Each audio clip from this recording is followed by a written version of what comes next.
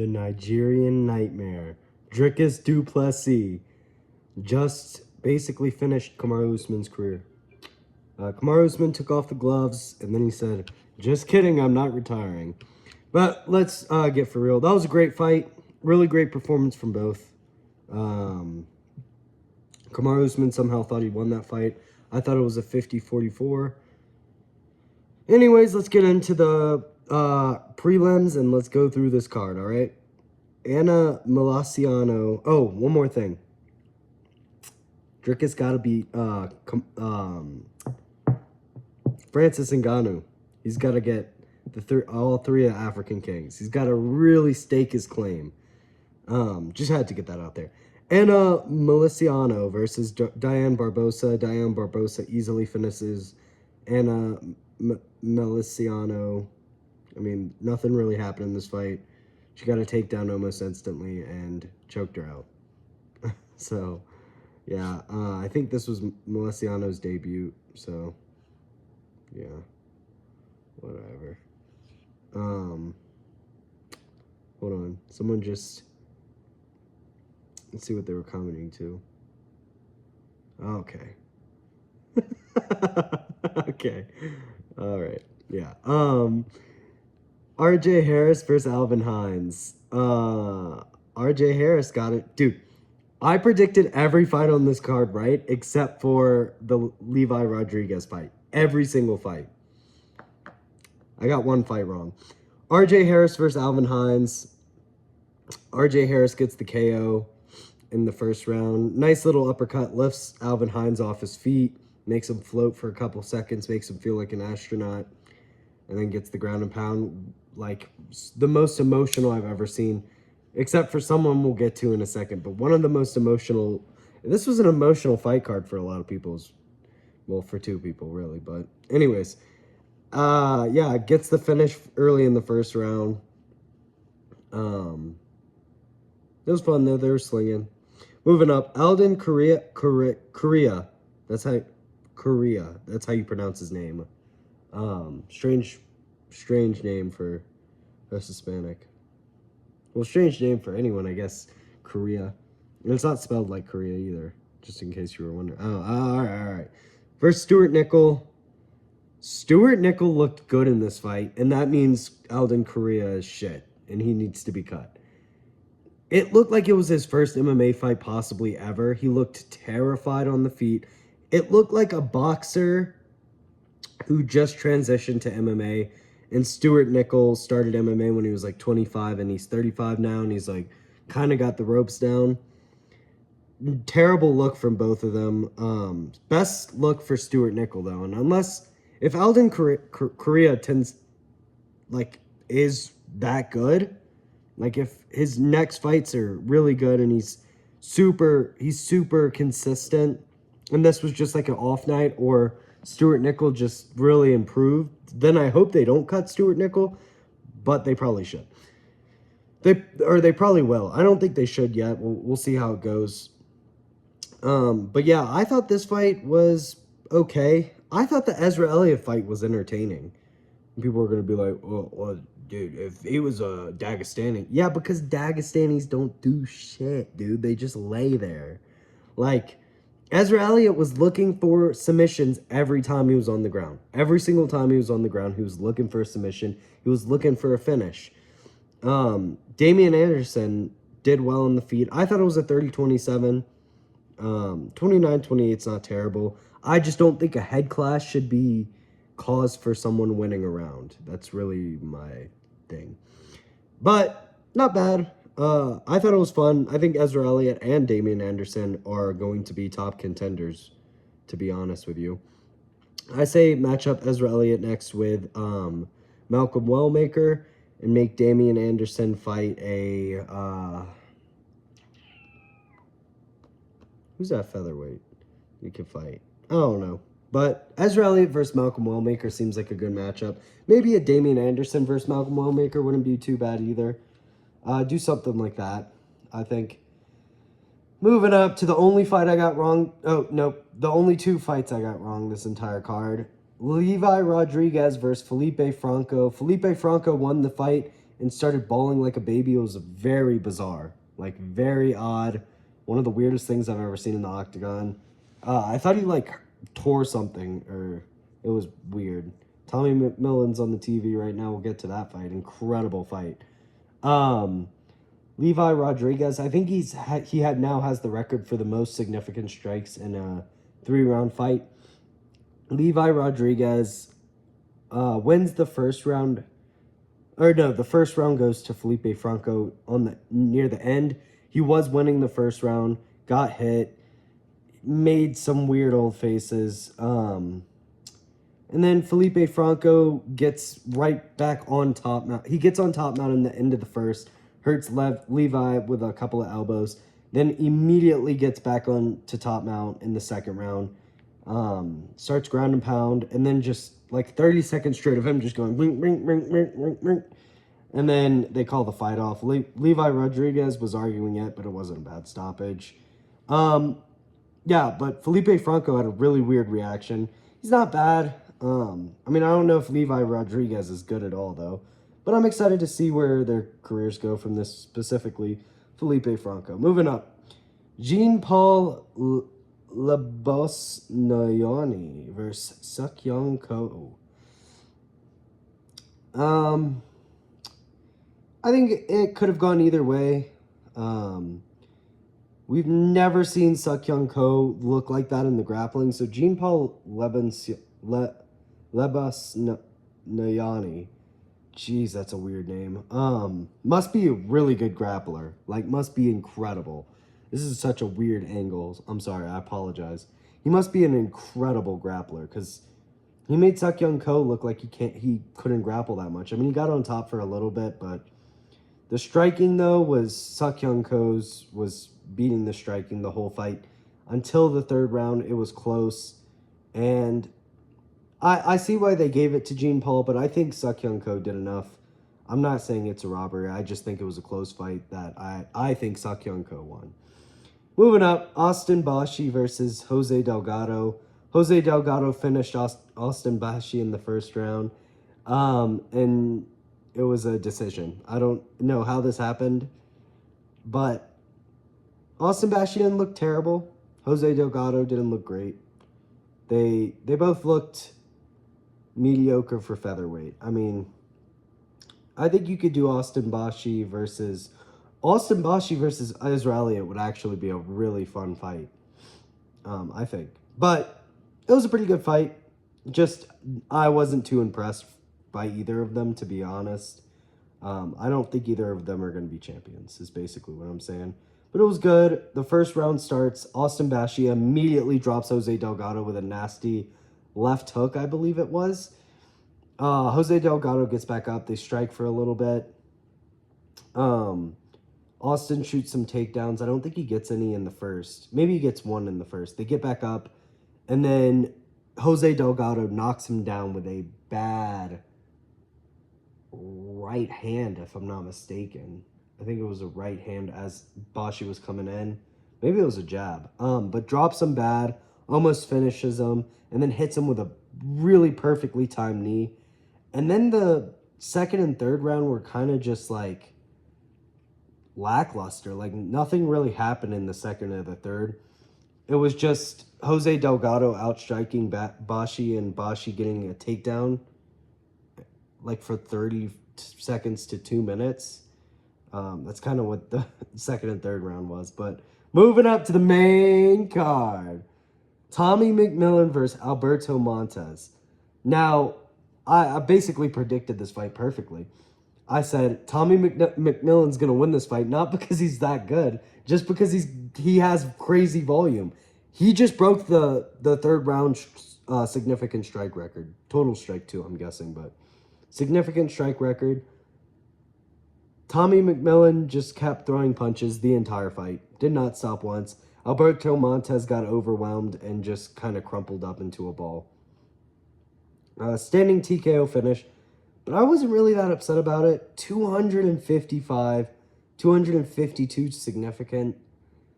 Alberto Montes landed 56 strikes. He landed 200 less strikes than Tommy McMillan did. That's wild. Alberto Montez is tough, but I just don't think Tommy McMillan has power. I think the second Tommy McMillan goes against, if he fights Jose Delgado, he's getting knocked out. If he fights Josh Emmett, I could see Josh Emmett knocking him out. I could see who else at featherweight. I mean, obviously the top 10 would all finish him, but I'm trying to think of unranked and outside the top 15. But yeah, I think Jose Delgado would knock him out. I would like to see that next. Tommy McMillan versus Jose Delgado. They had similar damage done to them in their fights, respectively. I mean, it doesn't say Tommy McMillan got dropped at least once in this fight. It says 0 knockdowns. He got dropped at least once. I mean, technically he got dropped twice, but one was off balance, so I don't mind not counting that. But yeah, Tommy McMillan's getting knocked out by anyone with a semblance of power and a semblance of counter striking. Chen's wide open on a platter, and he just fucking throws shots. But really fun fight, really fun. I'm not gonna rate him that highly. It was a fun fight, and he deserves a bonus for that, for sure. Moving up, Tabitha Ritchie versus Fatima Klein. Fatima Klein is quite possibly the best women's fighter I've ever seen in my life. I don't know how anyone beat her. I don't even know, like, I'm not even sure how someone could beat her. How did she lose? Who did she... Oh, Jasmine Jasudavicius. That kind of makes sense. Jasmine Jasudavicius is good. And it was probably like a short notice debut, something like that, if I had to guess. Fatima Klein's good. No one at strawweight's beating her. She is huge for the division. And she's got some pop on her shot. She's a really good striker. And I thought Ritchie was a better grappler. Fatima Klein is way better of a grappler and way better of a striker. So, yeah, I'm excited to see Fatima Klein fight next. Her and Natalie...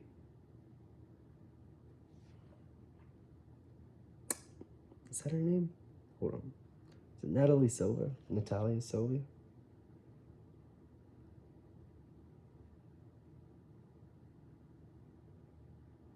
Natalia Silva, right? Natalia Silva, yeah, those are my two favorite women fighters. She looks so familiar. Like, I've never met her in my life, but she just looks like someone you know. You know what I'm saying? Fatima Klein's great, though. Beat up Tabitha Ritchie for 3 rounds. Controlled her the whole time. Moving up, Chase Hooper versus Mitch Ramirez. Mitch the bitch landed 1 strike. No, that's mean. I'm not going to call him Mitch the bitch. Don't do that. Don't call him Mitch the bitch, guys. Chase Hooper just basically instantly got a takedown. Mitch gave up his back, and then the choke was in not much longer after. There's not much to go over. If Chase Hooper gets your back, you're probably going to get submitted. It's kind of like... He's kind of like if, like, Spider-Man didn't have superpowers. That's kind of what Chase Hooper reminds me of, is if Spider-Man, like, how am I... like, if Spider-Man just got the instincts of a spider without the webs or the super strength or the wall climbing or the, anything, he just kind of like... He's kind of like... spider dude, he's not really a man, he's not really a boy, he's just kind of spider dude. Like, I kind of feel like a spider, but I'm not really one. But yeah, Chase Hooper gets it done by submission, which I said knockout because I'm stupid. Moving on. Jared Cannonier gets beat up for 3 rounds by Christian Leroy Duncan. Gets some 2-second takedowns, does nothing with them. 68 to 15 significant strikes. Christian Leroy Duncan just beats him up. Christian Leroy Duncan, does he even have like a KO? He KO'd Eric Anders and Marco Tulio. Whoa, dude. Whoa. Claudio Ribeiro.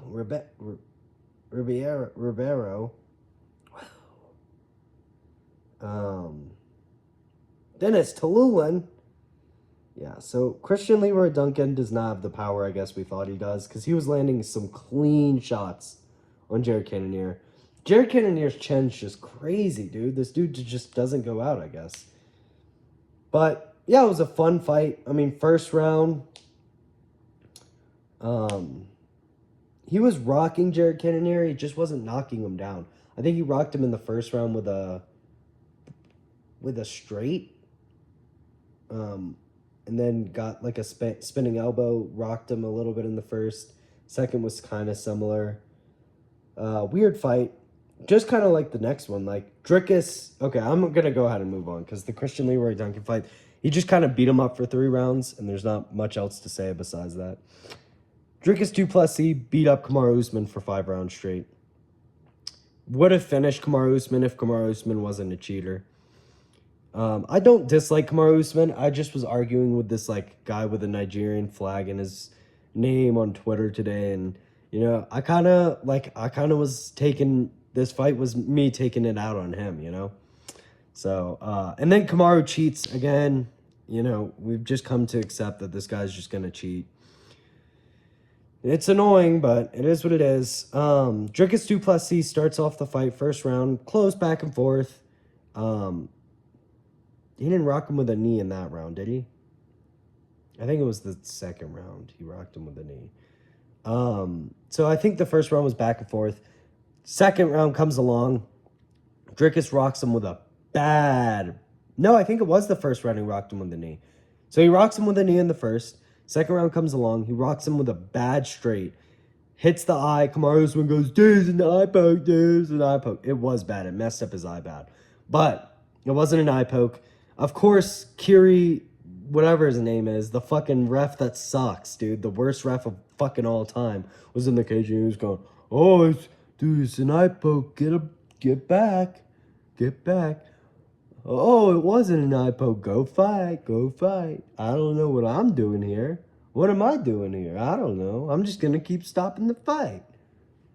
Terrible fucking ref, get him off my fucking octagon.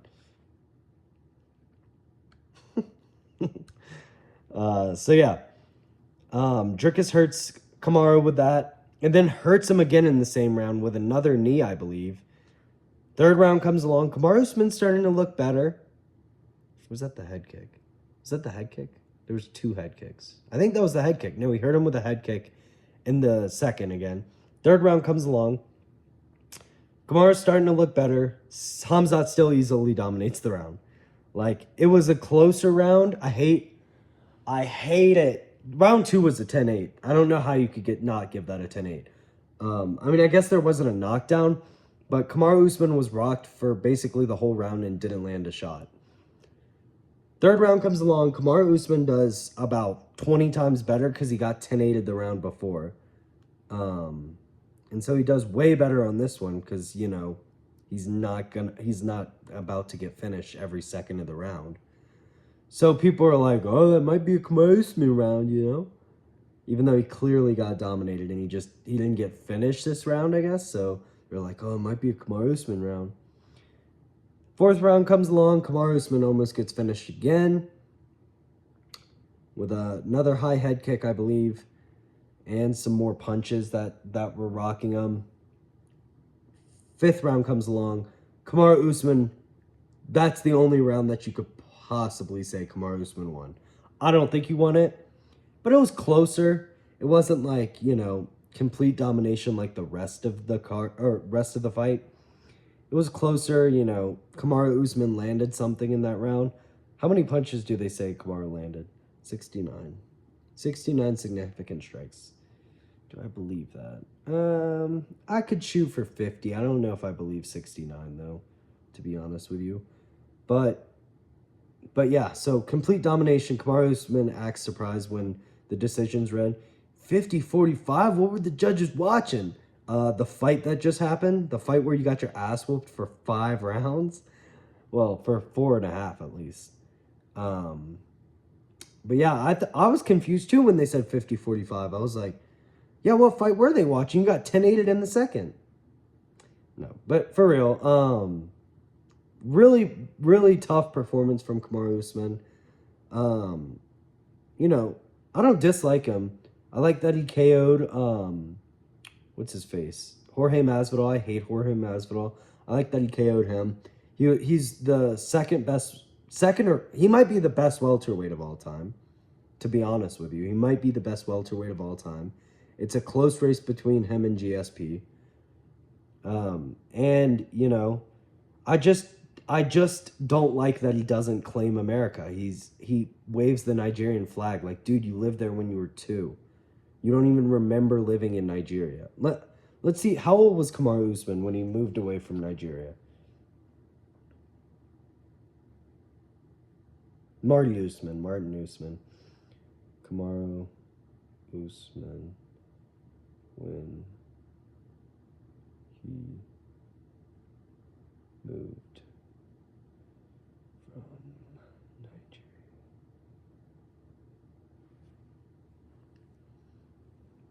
He was 8 years old, dude. Like, come on, dude. He grew up in Arlington, Texas, bro. Claim Texas. It just pisses me off. It's like, dude, what are we doing? You're a fucking American. Like, claim America. Why are you claiming Nigeria? It just pisses me off. I don't know. Seeing Trevor Whitman wearing a Nigerian flag in the corner while cornering an American. I mean, he's an American. And people are going to... This is the weirdest thing to me, is it's like, what's more racist? If someone were to say he's not an American because he was born in Nigeria, or someone to say, no, he is an American because he lives here and he's lived here for basically his whole life. Like, I just don't understand why we're claiming, like, go live in Nigeria if you're really gonna rep them. Don't be repping Nigeria when you're not living there and when you haven't lived there in like 30 years. I don't know. It just doesn't make any sense to me. But whatever. That's the only thing I really don't like about Kamaru Usman. If he just claimed America, he would probably be one of my favorite fighters, actually. But I just can't get over that, It's just like, I don't know. Does that make sense to anyone? I don't know. Let me know. But yeah, it was fun. It was a good time. I was partially hate watching because of that Nigerian account, and Kenny Okoye, he has that Nigerian flag in his account, and it's like, these dudes are annoying, bro. Like, for real. Like, I like the Nigerian people, like the Nigerian immigrants I meet while I'm out here. I like them, but if you're like repping Nigeria more than you are the U.S., bro, just I don't want to hear it. Like, unless you got an accent, you were born and raised in Nigeria, you lived in Nigeria until you were like in your 20s or something, then yeah, rep Nigeria, bro. You're from Nigeria. You're a Nigerian. If you moved before you were 10, are we joking? Bro, you are an American. Your culture's American. Your life is American. Same with like people who move from Europe, and they're like one of my best friends in high school. He was German, but he lived here since he lived in the U.S. since he was like 8, so he's really American. But like sometimes, like typically he would call himself American, but I'm saying, like, if you call yourself, like if you're like, 40 years old and you're like, no, I'm a German. It's like, not really, though. You're not culturally German anymore. You've lived in the U.S. since you were a child. You've grown up here, basically. I don't know. I was just kind of explaining why I was kind of hate watching, but mostly the main reason was this stupid Twitter account. But yeah, I hope Kamaru Usman wins his next fight, whoever it's against. It's at middleweight. Cool. I don't think he should be at middleweight, though. I think he's a welterweight fighter. I think that his style really depends on him being bigger than his opponent, and Dricus just proved that he can't make it work. Like, when you're little speedy striker, you can move up weight classes and you're knocking people out. If you're a grappler and you're moving up weight classes, you're looking like you're stuck in the mud, and not stuck in the mud, but you're looking like you're weak out there. Strikers are different. You don't have to be big to be a good striker, but a lot of the time for grapplers, especially like American grapplers, because he is American, once again. What's his grappling style? American grappling. American grapplers just look so weak if they're smaller than their opponent. Like, judo's not really like that. Sambo's not even really like that, but American wrestling specifically is. But that's about it. Peace.